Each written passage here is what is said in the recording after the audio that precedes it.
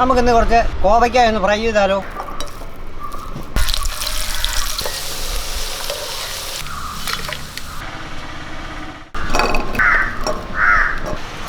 ഒരു 1/4 സ്പൂണ് മഞ്ഞൾപ്പൊടി ഇട്ട് കൊടുക്കാം. 1 സ്പൂണ് മുളക് പൊടി, പച്ചൽ മുളക് ചതച്ചത്, 1 സ്പൂണ് കുരുമുളക് പൊടി, 1 സ്പൂണ് അരിപ്പൊടി, കറിവേപ്പില, ഒരു ശകലം വെള്ളം കൊടുത്ത് നമുക്ക് നല്ലപോലെ ഒന്ന് ഇളക്കിയെടുക്കാം.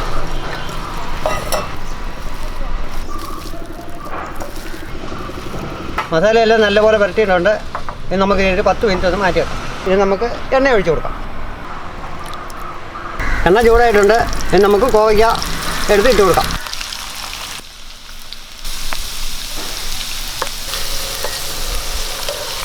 കോവയ്ക്ക ഫ്രൈ ആയിട്ടുണ്ട്. ഇത് നമുക്കൊന്ന് കോരി മാറ്റാം.